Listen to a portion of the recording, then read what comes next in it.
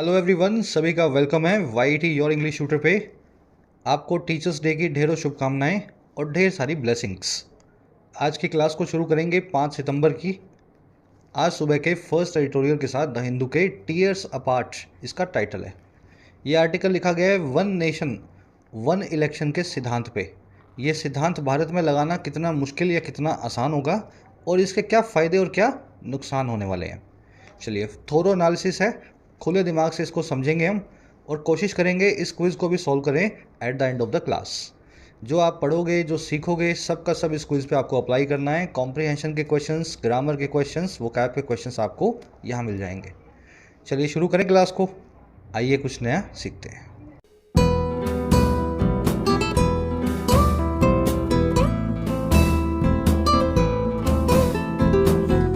कह रहा है जी टीयर्स अपार्ट। देखिए, टीयर का मतलब होता है लेवल। आप अगर एग्ज़ाम दे रहे हो, पहले प्रीलिम्स देते हो फिर मेंस देते हो, तो प्रीलिम्स को अक्सर बोल देते हैं टीयर 1 यानी लेवल 1, और मेंस को बोल देते हैं जी टीयर 2। फिर उसके बाद में अगर आपका इंटरव्यू होता है या रिटन एग्ज़ाम होता है या डिस्क्रिप्टिव एग्ज़ाम होता है तो उसको बोल देते हैं टीयर 3, है ना।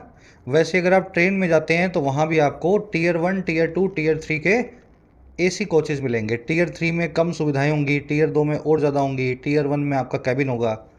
कह रहे जी टीयर्स है ना, लेवल जो हैं अपार्ट हैं, एक दूसरे से बहुत दूर हैं। अपार्ट होना यानी दूर हो जाना, एक हिस्सा बन के अलग हो जाना। आई बात समझ में। कह रहे कैसे अलग अलग हो गए ये सारे tears. On the one nation one election trial balloon. बात हो रही है वन नेशन वन इलेक्शन के ट्रायल बलून की।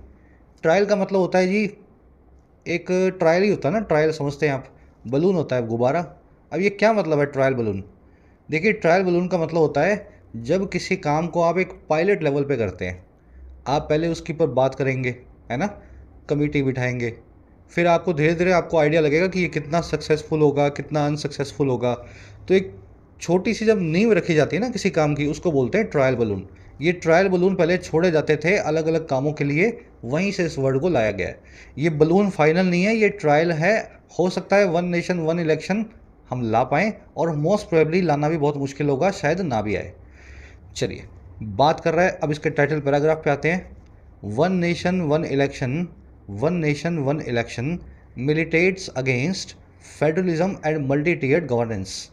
कह रहा है ये जो वन नेशन वन इलेक्शन का सिद्धांत है, देश में 5 साल में एक ही बार इलेक्शन होगा और सारे इलेक्शन उसी के अंदर निपटा दिए जाएंगे। कह रहा है ये जो वन नेशन वन इलेक्शन की बात हो रही है ना, ये अपने आप में मिलिटेट अगेंस्ट करने वाली है।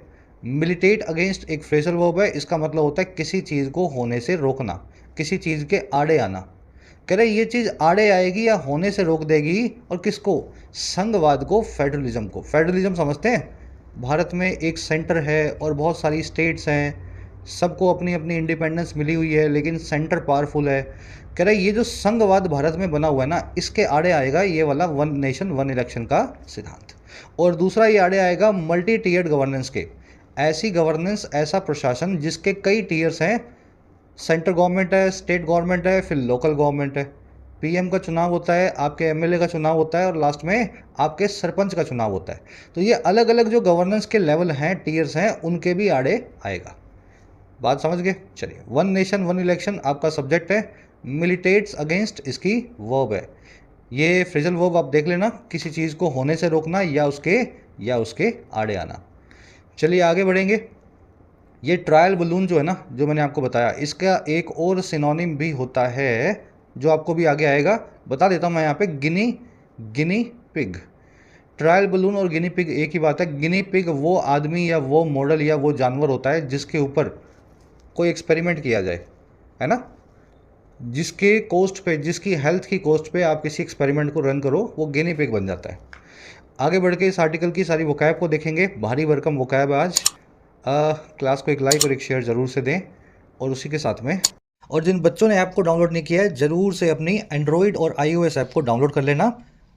ऐप पे आपको सभी कोर्सेज मिलेंगे जिनमें पर्सनली आपको गाइडेंस मिल जाती है। राइटिंग के कोर्स में आपको लिखना सिखाया जाता है, आप लिख सकते हैं 70 से 80 घंटों में। इस कोर्स पे कुछ डिस्काउंट चल रहे हैं, फ़ायदा ले सकते हो इस कूपन कोड की मदद से आज। इसी तरीके से यूपीएससी कंप्लीट माइग्रेशन कोर्स में आपको UPSC prelims, mains, answer writing, essay, précis, grammar, vocab, everything is covered in this course. Hindi से, गुजराती से, बंगाली से, पंजाबी से आप इंग्लिश में माइग्रेट कर सकते हैं यूपीएससी किसी भी सिविल सेवा एग्जाम के लिए, इसका भी फ़ायदा ले सकते हैं। बैंकिंग का कोर्स भी अवेलेबल है जिसमें प्रीलिम्स, मेंस सभी बैंकिंग एग्जाम्स की आपको तैयारी करवाई जाती है। इसी तरीके से सभी एसएससी एग्जाम्स का भी फुल प्रैक्टिस पैकेज अवेलेबल है। Download the app today, comment section में ऐप का लिंक रखा है। चलिए अब आगे बढ़े, क्लास को शुरू करें। ये कॉन्टैक्ट नंबर है टीम से बात करने का व्हाट्सएप के थ्रू।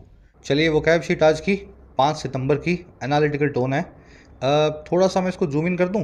पर्सपेक्टिव से हमें शुरू करना है। पर्सपेक्टिव यानी कि नज़रिया या व्यू पॉइंट्स। नज़रिया या व्यू पॉइंट्स, नज़रिए को परसेप्शन भी बोलते हैं, माइंडसेट भी बोलते हैं, आउटलुक या पेनोरमा भी बोलते हैं। They try to look at the problem from a different perspective या परसेप्शन। उन्होंने कोशिश किया प्रॉब्लम की तरफ देखने को, और कैसे, एक दूसरे नज़रिए से, एक दूसरे व्यू पॉइंट से। तो आज आप पर्सपेक्टिव या परसेप्शन इस वर्ड को आर्टिकल में देखेंगे। चलिए, हर आदमी का अपना परसेप्शन होता है ना, ऐसे इस वर्ड को आप याद रखें। हर आदमी का अपना नज़रिया, पर्सपेक्टिव या परसेप्शन होता है। अगला जो वर्ड है वो है अनटेनेबल। टेनेबल मतलब जिसको जस्टिफाई किया जा सके या रीजनेबली एक्सेप्ट किया जा सके। अनटेनेबल मतलब अनजस्टिफाइबल चीज़ है, जिसको सही ठहराना भी मुश्किल है और जिसको लॉजिकली एक्सेप्ट करना भी मुश्किल है। जैसे आपसे मैं पूछूं तैयारी करते हो, बोले हाँ जी, किसकी तैयारी करते हो जी, यूपीएससी की, और आपको मैं सारा दिन जो है फॉर एग्जांपल घर के बाहर बैठा हुआ देखूं, है ना, या आपको बाज़ार में मिले आप मुझे दिन में 3 या 4 बार, तो ये जो बात है ना आपकी अनटेनेबल सी बात है। तैयारी यूपीएससी की करते हो और कहाँ करते हो, सड़कों पे, है ना। यूपीएससी वाला बच्चा तैयारी करता है, घर बैठ के करता है, थोड़ा ग्रेविटी के साथ में अपनी प्रिपरेशन को टाइम देता है। तो ये अनटेनेबल सी बात हो जाएगी आपका यूपीएससी का तैयारी करना और सड़कों पे धक्के खाना। The theory was found to be untenable and rejected. Theory जो है पाई गई वो अनटेनेबल पाई गई और रिजेक्ट कर दी गई, ठीक है, अनएक्सेप्टेबल थी। इसको इनडिफेंसिबल या इलॉजिकल भी बोलते हैं। You will see this word in the article today, untenable. चलिए अगला फ्रेजल वर्ब अपना स्टेम फ्रॉम। स्टेम फ्रॉम क्या मीनिंग होता है इसका, किसी चीज़ का कहीं से निकल करके आना, ओरिजिनेट फ्रॉम होना या इमर्ज फ्रॉम होना। The pandemic has stemmed from या ओरिजिनेटेड फ्रॉम या emerge from the negligence of China. ये महामारी निकली है चाइना की लापरवाही से। किसी ने चमगादड़ खा लिया और वो चमगादड़ से सब तरफ जो उसने कोरोना को फैला दिया, ऐसा कहा जाता है ना, बस वही सेंटेंस हमने बनाया।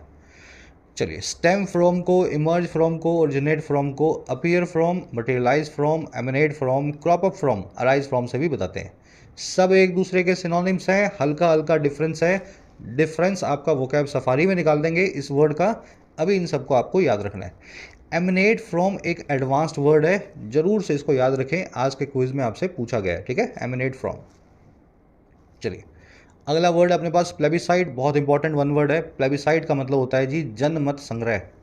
क्या होता है ये, जब किसी इश्यू विशेष पे, किसी स्पेसिफिक टॉपिक पे लोगों से वोटिंग करवाई जाती है, फिर उस वोटिंग के आधार पे उस टॉपिक को एड्रेस किया जाता है ना, तो इसको बोलते हैं अंग्रेजी में प्लेबिसाइड्स। इसका एक कॉमन सिनोनिम है जनमत संग्रह का, referendum. You'll see the word article in the article today. Referendum को आप आर्टिकल में देखेंगे। प्लेबिसाइड से एक और वन वर्ड बनता है, वो आपको मैं आर्टिकल के दौरान करवाऊंगा। स्टडी ऑफ इलेक्शन ट्रेंड्स को क्या बोलते हैं, जिन बच्चों को पता है कमेंट्स में अभी डाल देना। Study of election trends, election trends की स्टडी करने के काम को अंग्रेजी में किस वन वर्ड से बताया जाता है। The government should hold a plebiscite for approval on the farm bills. सरकार को एक जनमत संग्रह को रखवाना चाहिए ताकि अप्रूवल मिल सके कृषि कानूनों पे। अब तो ये रद्द हो गए, लेकिन तब की बात है जब ये कंट्रोवर्सी के अंदर थे। लास्ट वर्ड है अपना नया, प्रोपोजिशन। ये वर्ड प्रेपोजिशन नहीं है, वो प्रेपोजिशन होता है ना, ऑफ है, एट है, ऑन है, ये वो नहीं है, ये है प्रोपोजिशन। प्रोपोजिशन के 3 मीनिंग है, या तो कोई खास ऑफर, या कोई खास हाइपोथेसिस या थ्योरी, या कोई खास सिचुएशन जिसमें कुछ ऑफर हो आपके लिए, है ना, कुछ ऑफर देने वाली, प्रपोजल देने वाली सिचुएशन हो या थ्योरी हो या वैसे ही कुछ ऑफर हो, प्रोपोजिशन होता है। अब इस सेंटेंस को यूज़ करके दिखा देते हैं आपको। Making easy money has always been an attractive proposition. Easy money बनाना हमेशा से ही एक अट्रैक्टिव प्रोपोजिशन रहा है, थ्योरी रहा है, सिचुएशन रहा है या ऑफर रहा है। तीनों तरीके से वर्ड फिट हो जाता है, ठीक है। चलिए, प्रीमाइस, हाइपोथेसिस या प्रपोजल भी बोलते हैं इसको। ये नया वर्ड आपने जो भी सीखा, you will see in the article today. चलिए अब आएंगे अपने आर्टिकल पे, एक समरी ले लो किस बारे में लिखा हुआ है आपको पता लगे। देखिए समरी ये है कि इंडिया में वन नेशन वन इलेक्शन की धूम मची हुई है। खास करके central government led by PM Modi one nation one election को लाने की कोशिश कर रही है। इस आर्टिकल में आपको ये बताया गया कि अगर इसको आप लेकर के आए तो इससे सबसे पहला तो ये होगा कि कुछ स्टेट्स के इलेक्शंस जो हो चुके हैं उनको आपको री इलेक्शन करवाना पड़ेगा। वहाँ पे चुनी गई सरकार को आपको गिराना पड़ेगा। मान लीजिए कोई सरकार 1.5 साल से काम कर रही है, फॉर एग्जांपल गुजरात में, अब वन नेशन वन इलेक्शन लगाना है तो इस सरकार को गिराना पड़ेगा ना। फिर नए इलेक्शन होंगे, जब सबके एक साथ होंगे तो इसके भी करवाने पड़ेंगे। तो ये बड़ा ही अनकॉन्स्टिट्यूशनल सा है और इम्प्रैक्टिकल सा प्रपोजिशन है। दूसरा, वन नेशन वन इलेक्शन करवाने से मल्टी टीयर्ड गवर्नेंस जो है ना, इसको आप ख़राब करते हैं। एक ही बार में अगर पूरा देश वोट डाल देगा और एक ही बार में अपना प्रतिनिधि चुन लेगा तो 5 साल तक उसके पास मौका ही नहीं होगा अपने प्रतिनिधि से शिकायत करने का। बार बार इलेक्शन आते हैं तो जनता के प्रतिनिधियों को थोड़ा डर भी रहता है कि हर इलेक्शन में 2-3 महीने बाद वोटर से फिर से मुलाकात होनी है। तो मल्टी टीयर्ड गवर्नेंस जो है ना, इसको ख़राब कर देंगे ये वाले सिद्धांत। आज की टोन है एनालाइजिंग, फ़ायदे और नुकसान दोनों गिनाएगा और अल्टीमेटली अपना वर्डिक्ट देगा कि इसमें नुकसान ज़्यादा है, एनालाइज करके पूरे इशू को। चलिए आर्टिकल को शुरू करते हैं। ये आर्टिकल आपके डिस्क्रिप्टिव के बहुत काम आएगा। जो बच्चे डिस्क्रिप्टिव की तैयारी कर रहे हैं ज़रूर से इसको समझना और सारे आर्गूमेंट्स को लिख सकते हो आप। कह रहे जी, in a multi tiered governance system such as the one in India, a union of states electoral democracy works by allowing people to choose their representatives for each tier based on their perception of who is best suited to represent them for each specific tier। कह रहे जी, एक multi tier governance system में, ऐसे प्रशासन के system में जिसमें अलग अलग टीयर्स हैं।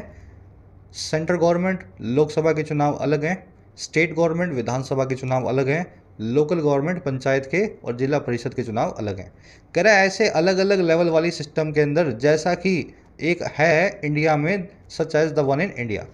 कह रहा है एक यूनियन ऑफ स्टेट्स जो है ना और इलेक्टोरल डेमोक्रेसी है ना। ये इंडिया क्या है कि यूनियन ऑफ स्टेट्स है, संघ है, कई राज्यों का ग्रुप है। कह रहा है ऐसे एक इंडिया में ऐसी एक डेमोक्रेसी के साथ में इलेक्टोरल डेमोक्रेसी जो है वो वर्क करती है यहाँ। और कैसे? अलाउ कर करके, इजाज़त दे करके, परमिशन दे करके लोगों को कि वो चूज़ कर सके अपने नुमाइंदों या प्रतिनिधियों को हर टीयर पे, हर लेवल पे। और ये चूज़ करेंगे इस आधार पे, इस बेस पे, बेस्ड ऑन अपने परसेप्शन के, अपने नज़रिए के। और ये नज़रिया कौन सा है? नज़रिया ऑफ लगा के बता रहा है इस चीज़ का है कि कौन सबसे अच्छा होगा, हु इज़ बेस्ट सूटेड, जो उनको रिप्रेजेंट करे, उनका प्रतिनिधि बने हर अलग लेवल पे, हर स्पेसिफिक टीयर पे। लोकल गवर्नमेंट में मुझे कोई और चाहिए, स्टेट गवर्नमेंट में मुझे आम आदमी पार्टी चाहिए और नेशनल गवर्नमेंट में मुझे बीजेपी या कांग्रेस चाहिए। ज़रूरी थोड़े ना मुझे एक ही इलेक्शन करवा के और मेरे से एक ही जगह का सबका वोट पड़वाओ आप। मैं अपने हिसाब से चूज़ करूँगा। आ रही बात समझ में? चलिए, सेंटेंस थोड़े से मुश्किल लगेंगे आपको देखने में, लेकिन स्ट्रक्चर को समझ लोगे तो आसान है। इलेक्टोरल डेमोक्रेसी की वर्ब है वर्क्स। ये पूरा फ्रेज बनाया गया है भारत के लिए। एक मल्टी टीयर्ड गवर्नेंस वाले सिस्टम में जैसा कि भारत में है, जिसको हम यूनियन ऑफ स्टेट्स भी बोल सकते हैं भारत को, है ना। यहाँ पे इलेक्शन डेमोक्रेसी ऐसे काम करती है। परसेप्शन आपको पता है, नज़रिया या व्यू पॉइंट। अच्छा, हु की वर्ब है इस। परसेप्शन यही है आपका कि कौन आपके लिए अच्छा होगा और कौन आपके लिए बेस्ट सूटेड होगा हर लेवल के ऊपर।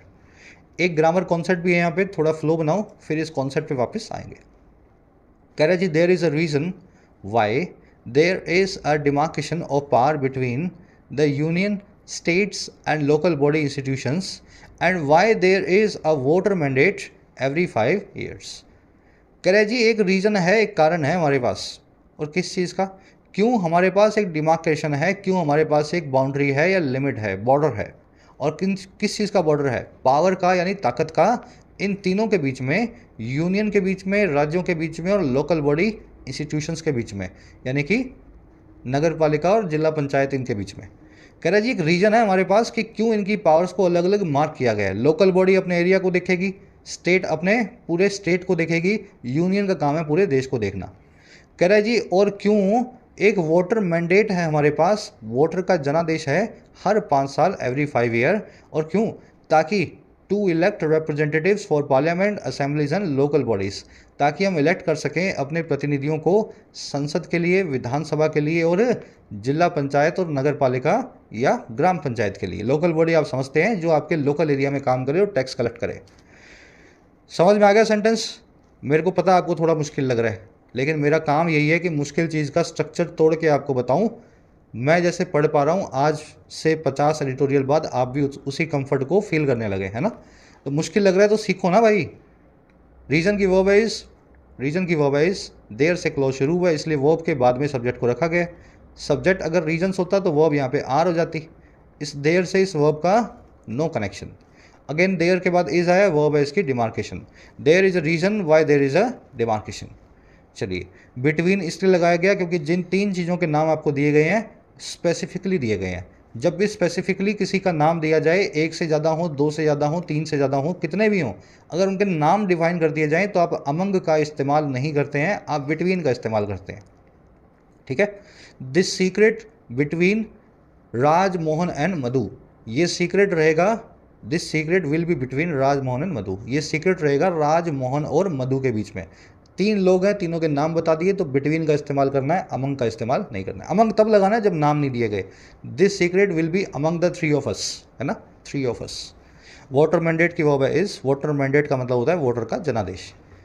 कह रहे जी, the demarcation allows for specific roles for each representative across these tiers and suggest varied voter choices that could be based on party affiliation.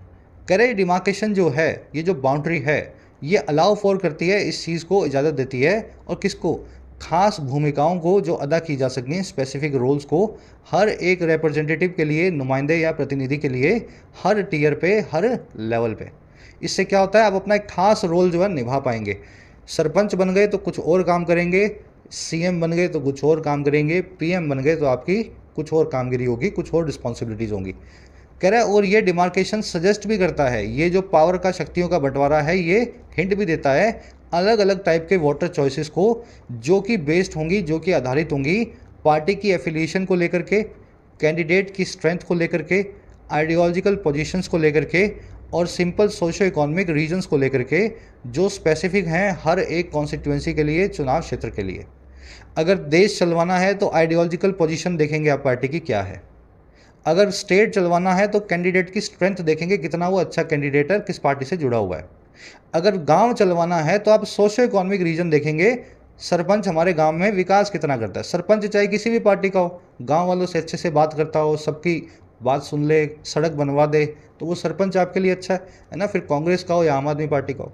तो इस तरीके से आप जो है ना, ये डिमार्केशन शक्तियों का बंटवारा जो है अलाउ फॉर करता है कि अलग अलग रोल जो है प्रतिनिधि निभा पाएँ, और ये अलग अलग चॉइसेस आपको देता है जो इस तरीके से बटी हुई होती हैं हर लेवल पे। बहुत गहरी बात कर रहा है, जिनको समझ में आ रही होंगी मज़ा आ रहा होगा, है ना। डिमार्केशन की वर्ब है अलाउस, दूसरी वर्ब है suggest. When you allow for something, आप उस चीज़ का इंतजाम करते हैं। दैट की वर्ब है कुड बी बेस्ड, दैट आया है वोटर चॉइसेस के लिए। एफिलिएशन का मतलब होता है किसी के लिए लॉयल्टी, किसी के साथ कनेक्शन, है ना। पार्टी एफिलिएशन मतलब किस पार्टी से जुड़े हुए हो। आइडियोलॉजिकल पोजीशन मतलब आपकी वैचारिक किस लेवल पे आप खड़े हो, आपकी विचारधारा क्या है। चलिए और आगे बढ़ते हैं। कह रहा है that some state such as Andhra Pradesh and Sikkim hold simultaneous assembly and parliamentary polls is a coincidence.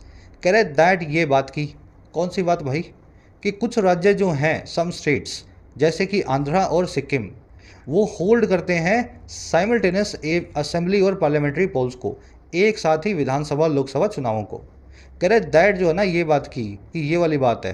कह रहे दैट इज़ ए कोइंसिडेंस, ये अपने आप में एक संयोग है। अच्छा, क्यों है संयोग? कह रहे क्योंकि as their electoral cycle has coalesced with that of parliamentary polls, क्योंकि जो उनका इलेक्टोरल साइकिल है, उनका इलेक्शन करवाने का जो चक्र है 5 साल का, वो कोलेस विद कर गया है, मर्ज विद कर गया है, और किसके साथ में? उस साइकिल के साथ में जो है पार्लियामेंट्री पोल्स का, यानी संसदीय चुनावों का। अपने आप ही हो गए एक कोइंसिडेंस के साथ में। अगर यहाँ पे सरकार कल को गिरे, भगवान ना करे सरकार गिरे, लेकिन सिक्किम में अगर सरकार गिरने की हो तो इनका भी कनेक्शन, जो चक्कर है वो टूट जाएगा। सरकार गिरेगी, स्टेट के चुनाव अलग से होने लगेंगे, फिर सेंटर के चुनाव अलग से होने लगेंगे। तो 1-2 राज्यों को लेकर के आप ऐसा मत समझे पूरे भारत में आप ये करवा पाएंगे। दैट की वर्ब है इज, दैट की वर्ब है इज। स्टेट्स की वर्ब है होल्ड। साइमल्टेनियस इलेक्शन मतलब एक साथ इलेक्शन। इलेक्टोरल साइकिल की वर्ब है हैज़ कोलेस्ट विद। कोलेस्ट विद करना यानी मर्ज विद हो जाना, कोइंसाइड विद हो जाना, किसी के साथ में जुड़ जाना, और ये जुड़ गया है पार्लियामेंट्री पोल के साथ में, ठीक है। कोलेस्ट करना यानी यूनाइट विद होना, मर्ज विद होना, ब्लेंड विद होना, कंबाइन, या ठीक है ना, ऐसे आप इस वर्ड को बताएंगे। कह रहे the BJP lead union governments trial balloon exploring the feasibility of simultaneous election for all levels through a committee led by former President Ramnath Kovind militates against the foundational idea of multi-tiered governance। कह रहा है कि BJP की lead जो union government का trial balloon है, BJP की अगुवाई में केंद्र सरकार का जो एक नया सा ट्रायल है, शगुफा है, जो उन्होंने अभी खेला है, देखेंगे आगे क्या होगा। कह रहा है कि ये ट्रायल बलून वो है जो एक्सप्लोर कर रहा है फीजिबिलिटी को साइमल्टेनियस इलेक्शंस की। फीजिबिलिटी मतलब टिकाऊपना, सूटेबिलिटी, और एक्सप्लोर करना यानी जांचना। कह रहा है जो घुस के जांचने की कोशिश कर रहा है फीजिबिलिटी को, टिकाऊपने को, एक साथ इलेक्शंस की हर लेवल पे, फॉर ऑल लेवल्स, और ये कर रहा है एक कमेटी के जरिए जिसकी अगुवाई में है हमारे पुराने president, ex president, former president mister Ramnath Kovind. कह रहा है ये ट्रायल बलून जो है ना, ये मिलिटेट अगेंस्ट करता है, ये होने से रोकता है या आड़े आता है, और किसके, उस फाउंडेशनल आइडिया के, आधारभूत सिद्धांत के, जो है मल्टी टीयर्ड गवर्नेंस का, अलग अलग लेवल पे प्रशासन का। अच्छा, और क्या करता है ट्रायल बलून, आगे बढ़ लो। कह रहा है एंड इज एंटी फेडरलिस्ट, ये अपने आप में एंटी फेडरलिस्ट है, संघवाद के खिलाफ है, ठीक है। ट्रायल बलून दो वर्ब्स रखता है, पहली वर्ब है मिलिटेट्स अगेंस्ट, दूसरी वर्ब है इस। बलून सिंगुलर है इसलिए दोनों वर्ब्स भी सिंगुलर है, और कुछ देखने वाला इसमें है नहीं, फिजिबिलिटी आपने देख लिया। आगे कह रहा है जी dangerously one of the committee's terms of reference to examine and recommend if the amendments to the constitution for the purpose of holding simultaneous elections would require ratifications by states is a proposition that is anti-constitutional and will not stand legal scrutiny। कितना लंबा sentence है ये, घबराना नहीं है इससे, है ना। घबराना क्यों नहीं है, क्योंकि बीच में आ गए दो डैश। जब भी दो डैश मिल जाएं तो आप समझ लो सेंटेंस जो है 60% छोटा हो गया। अब इसको छोटा कर देते हैं, बीच वाला खा जाओ, बाकी का पढ़ लो। कह रहा है जी डेंजरस बात तो ये है कि कमेटी की जो टर्म्स ऑफ रेफरेंस है, जिन टर्म्स पे वो काम करेगी, जो इशारा उनको दिया गया है, टर्म्स ऑफ रेफरेंस है, ये बीच का खा जाओ। कह रहा है one of the terms of reference है ना, वो है इज एक ऐसी प्रोपोजिशन, एक ऐसा प्रपोजल, एक ऐसी सिचुएशन जो एंटी कॉन्स्टिट्यूशनल है, संविधान के खिलाफ होगी, और वो स्टैंड नहीं करने वाली, वो अपना ग्राउंड जो है पकड़ के खड़ा नहीं होने वाली लीगल स्क्रूटनी को, कानूनी जांच को। तो एक प्रोपोजिशन ही बहुत ख़राब है इस कमेटी की। अब वो प्रोपोजिशन आपको बीच में बताई गई है, बस ये समझ लो ये प्रोपोजिशन कॉन्स्टिट्यूशन के खिलाफ है, और कभी भी हाई कोर्ट, सुप्रीम कोर्ट इस प्रोपोजिशन को मानने को तैयार नहीं होंगी। अब बीच में क्या प्रोपोजिशन है वो, कह रहा है जी to examine and recommend if the amendments to the constitution. कह रहा है एग्जामिन और रिकमेंड करना कि अगर जो अमेंडमेंट्स हैं कॉन्स्टिट्यूशन में, और क्यों, इस पर्पज़ के लिए कि जिसमें होल्ड करना है साइमल्टेनियस इलेक्शंस को। कह रहा है अगर उनके लिए ज़रूरत होगी रेटिफिकेशन की, ऑफिशियल अप्रूवल की स्टेट्स के द्वारा। कह रहा है ये अपने आप में टर्म ऑफ रेफरेंस जो है एंटी कॉन्स्टिट्यूशनल है। स्टेट्स के रेटिफिकेशन करवा करके आप कॉन्स्टिट्यूशन को अमेंड करवाएंगे, ये अपने आप में एंटी कॉन्स्टिट्यूशनल है। सरकार कभी भी इसके, कोर्ट कभी भी इसके लिए राजी नहीं होगी। अब क्यों नहीं होगी आगे आपको बता देगा, ठीक है। Terms of reference, one of terms of reference इसकी वर्ब है इज। तो वन ऑफ के बाद में हमेशा आप सिंगुलर वर्ब का इस्तेमाल करते हैं, क्योंकि वन जो है सिंगुलर है, इसलिए वर्ब भी अपनी सिंगुलर लेता है, ठीक है। ऑफ के बाद में प्लूरल नाउन आएगा, टर्म्स ऑफ रेफरेंस जो है प्लूरल ऑफ के बाद में लगा हुआ है। वन की वर्ब होगी इज। अमेंडमेंट्स की वर्ब है वुड रिक्वायर। रेटिफिकेशन का मतलब होता है ऑफिशियल अप्रूवल असेंबली के अंदर, विधानसभा के अंदर। दैट की वर्ब है इज, दैट आया प्रोपोजिशन के लिए। प्रोपोजिशन का मतलब होता है प्रपोजल या सिचुएशन, ये एक ऐसी सिचुएशन है, ये एक ऐसा प्रपोजल है या थ्योरी है ना। और इसी वन की वर्ब है will not stand, this one will not stand legal scrutiny. Scrutiny का मतलब होता है जांच या इन्वेस्टिगेशन।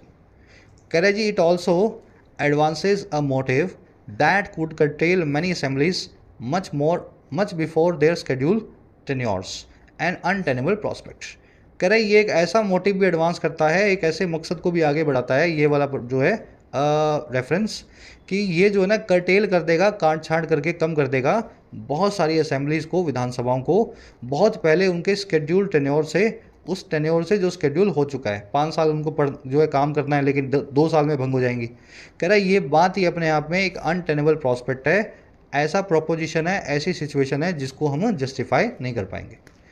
ठीक है, चलिए। इट की वर्ब एडवांसेस, दैट की वर्ब है वुड कर्टेल। वुड कर्टेल मतलब कर्टेल कर देगा, कर्टेल मतलब काट छांट करना या छोटा कर देना किसी चीज़ को। अनटेनेबल आप जानते हैं, जो कि जस्टिफाइबल ना हो, डिफेंसिबल ना हो। चलिए अब नेक्स्ट पैराग्राफ पे आएंगे, लंबा आर्टिकल है आज का। कह रहे जी ostensibly the proposal speaks of the need for simultaneous elections as a cost cutting exercise aligning voters in parliamentary assembly, municipal and panchayat elections in one go. कह रहे जी जाहिर तौर पे ऑस्टेंसिवली ये प्रपोजल जो है बात करता है, स्पीक ऑफ करता है, और किस बारे में? उस ज़रूरत के बारे में जो है साइमल्टेनियस इलेक्शंस की, और कैसे एक कोस्ट कटिंग एक्सरसाइज के तौर पे, खर्चे को कम करने वाले काम के तौर पे। जाहिरी तौर पे खर्चा कम करने के लिए सरकार ये सब कुछ कर रही है, और ताकि इससे क्या होगा, ताकि अलाउ किया जाएगा वोटर्स को पार्लियामेंट्री असेंबली और म्यूनसिपल पंचायत इलेक्शन जो है वन गो, है ना, वोटिंग जो है चारों के चारों इलेक्शंस में, चारों टाइप के इलेक्शंस में एक साथ वन गो में एक तरीके से एक ही वक्त पे हो जाएगी। तो ये है जाहिरी तौर पे इसका रीज़न, सरकार जो कह रही है कि हमें क्यों करवाना है। प्रपोजल की वर्ब है, प्रपोजल की वर्ब है स्पीक्स ऑफ। स्पीक ऑफ करना, किसी चीज़ का मेंशन करना या उसकी बात करना। कह रहे जी it also stems from the flawed notion that governments are forever in campaign mode because of frequent assembly elections. कह रहा है ये और एक स्टेम फ्रॉम करता है, ये प्रपोजल जो है एमिनेट फ्रॉम करता है या निकल करके आता है इस गलत विचार से, फ्लॉड नोशन से। नोशन मतलब विचार, फ्लॉड मतलब गलत, फॉल्टी विचार से। दैट वो ये कि सरकारें जो है हमेशा कैंपेन मोड में रहती हैं, इलेक्शन अभियान मोड में रहती हैं, और किस वजह से बार बार होने वाले विधानसभा चुनावों की। कह रहे ये प्रपोजल यहाँ से भी निकल करके आता है कि सरकारें हमेशा चुनाव वाले मोड में रहती है, क्योंकि चुनाव हमेशा चलते रहते हैं। तो ये नोशन भी अपने आप में फ्लॉड है, शायद गलत है। इट की वर्ब है स्टेम्स फ्रॉम, स्टेम फ्रॉम करना, निकल करके आना। इट आया इस प्रपोजल के लिए, गवर्नमेंट्स की वर्ब है आर। फ्लॉड का मतलब है जो रॉन्ग या फॉल्टी हो। अब आपको ये बताएगा ऐसा क्यों। कह रहे जी वो इसलिए, first there is no study to prove that there will be significant cost saving with simultaneous elections, and in any case the cost incurred in conduct of elections are not essentially wasteful।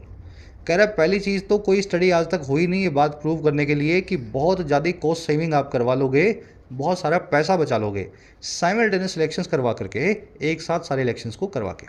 तो ये पहली चीज़ है, कोई study आज तक इस चीज़ पे किसी ने नहीं की। आपको लग रहा है कि पैसा बचेगा, शायद ना भी बचे, है ना। और कह रहा है जी दूसरा, किसी भी केस में जो कॉस्ट इनकर होती है कंडक्ट करवाने में इलेक्शंस को, कह रहे हैं वो सारे खर्चे जो हैं इसेंशली वेस्टफुल नहीं होते हैं, अपनी तासीर के हिसाब से ज़रूरी तौर पे वो वेस्टफुल नहीं होते हैं, यानी बर्बाद नहीं होते हैं वो, है ना। वो पैसा हमेशा बर्बादी में नहीं जाता है। और क्यों?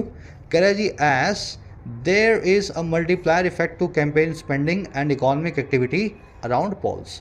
क्योंकि एक मल्टीप्लायर इफेक्ट है, कई गुना एक असर है कैंपेन स्पेंडिंग और इकोनॉमिक एक्टिविटी का, कैंपेन में खर्चे का और आर्थिक एक्टिविटी का पोल्स के आसपास, चुनावों के आसपास। तो जितनी बार चुनाव होते हैं उतनी बार खर्चा भी होता है, लेकिन उतनी बार इकॉनमी भी उस कंट्री की, उस स्टेट की, उस डिस्ट्रिक्ट की या उस ग्राम पंचायत की जो इकॉनमी है वो गर्म हो जाती है। खूब सारा पैसा फेंका जाता है उस इकॉनमी में, लोगों को रोज़गार मिलते हैं, पैसा कमाने का मौका मिलता है।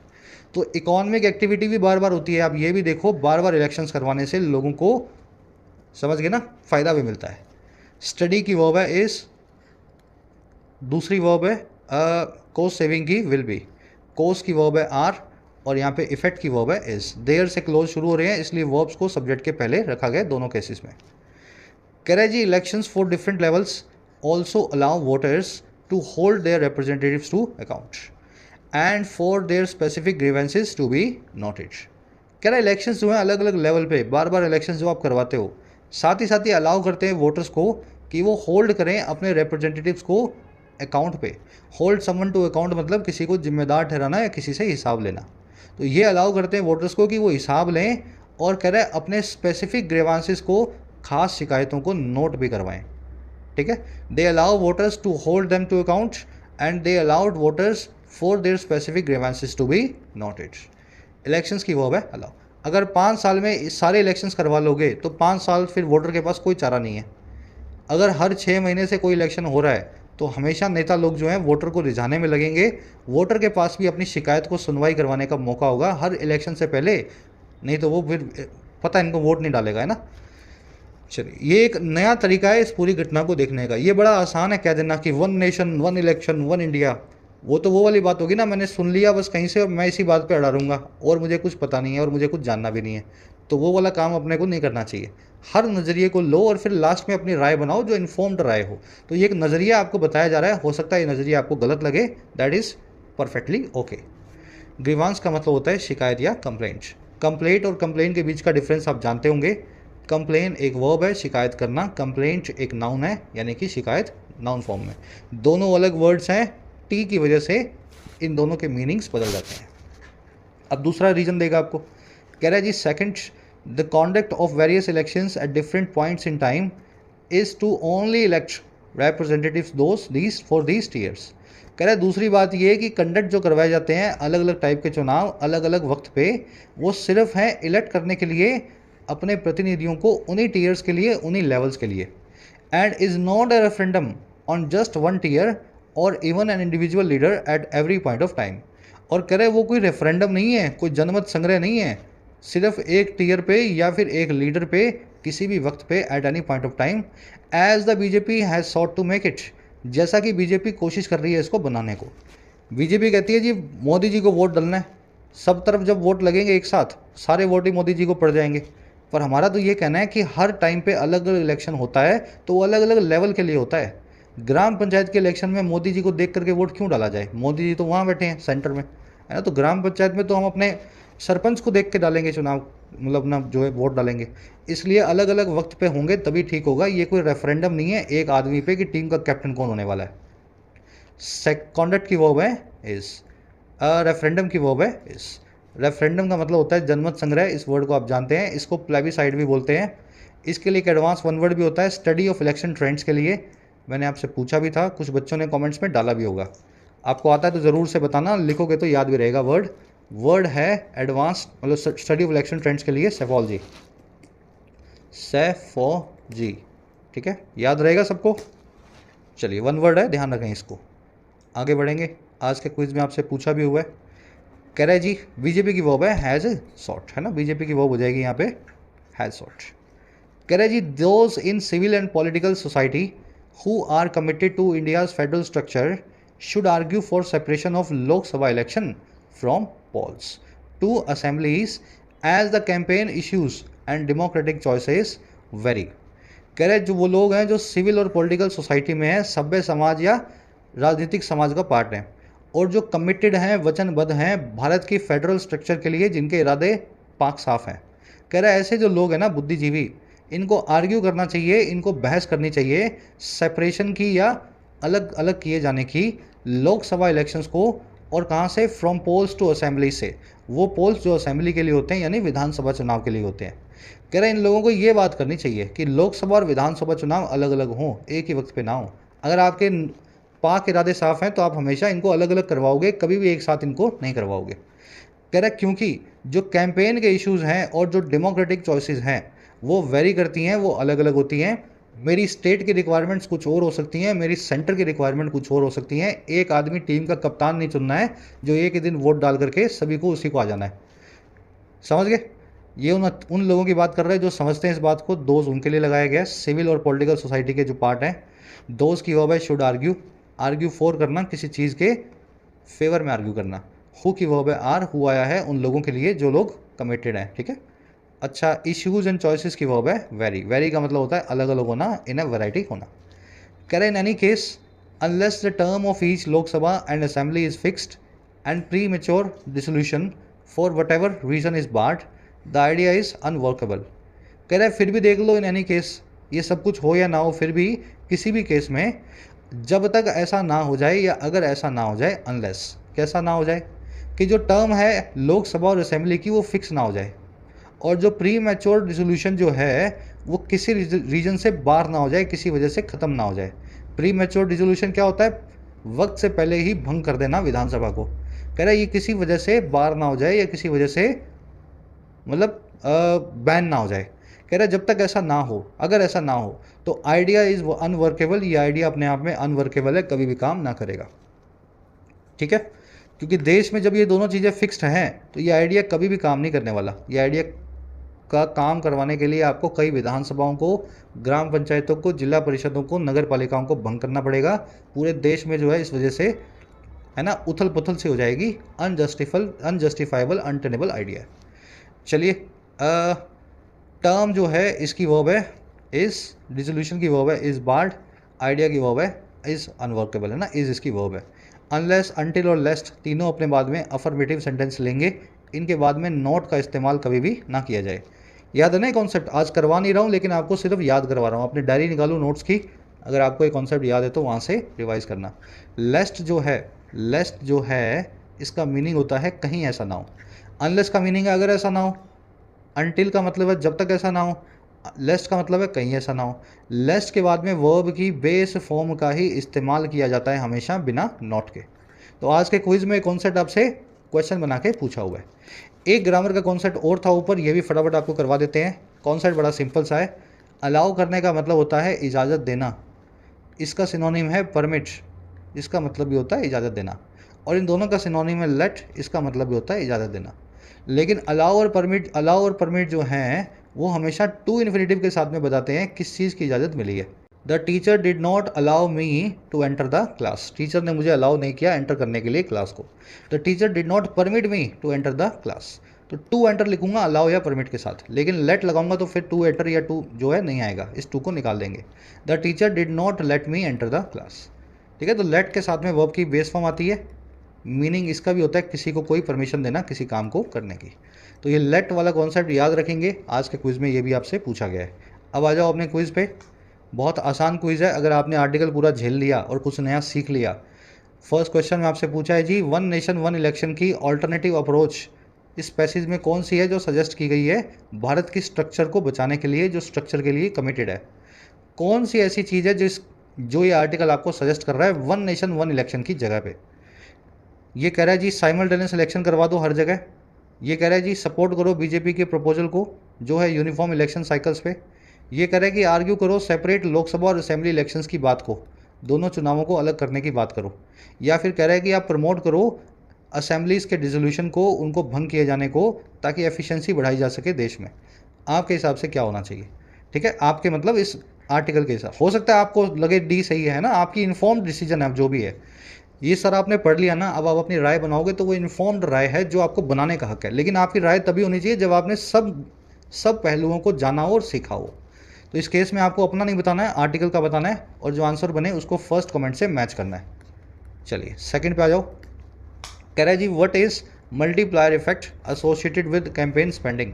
तो मल्टीप्लायर इफेक्ट की यहाँ पे बात भी हुई थी, क्या इफेक्ट है वो कैंपेन स्पेंडिंग का और लोगों की रोजी रोटी के बीच में क्या कनेक्शन है मल्टीप्लायर में होकर के? स्पेंडिंग 5 लाख होती है और इकॉनमी 50 लाख बढ़ जाती है, कई मल्टीपल्स में बढ़ जाती है। तो वो आपको यहाँ से बता देना, बहुत ईजी है, चारों की हिंदी कर लो, मेरे ख्याल से 1 मिनट में आंसर निकल आएगा। फर्स्ट कमेंट में एट एनी रेट मैंने आंसर को डाल दिया है, वहाँ से आप चेक करें। इलेक्शन ट्रेंड्स की स्टडी को क्या बोलते हैं, थर्ड में पूछा है। एमिनेट फ्रॉम फ्रेजल वर्ब का मीनिंग चौथे में पूछा है।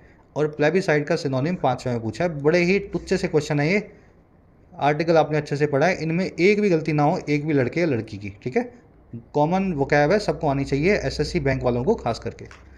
चलिए अब 6 और 7 नंबर 2 एरर्स हैं। पहली एरर आपको मिलेगी लेट नाम की वर्ब के आसपास या इस वर्ब की वजह से, और दूसरी एरर आपको मिलेगी लेस नाम की इस कंजंक्शन की वजह से। ठीक है, कोशिश करो दोनों को निकालने की, पहले अपना दिमाग चलाओ और फिर फर्स्ट कमेंट में मैंने आंसर डाल दिया है, वहाँ से मैच करके बताओ आउट ऑफ 7 कितने मार्क्स आपको मिले। कल की क्लास में मुलाकात लेंगे आपसे। Happy teachers day to all of you once again. चलिए अंटिल देन साइनिंग आउट।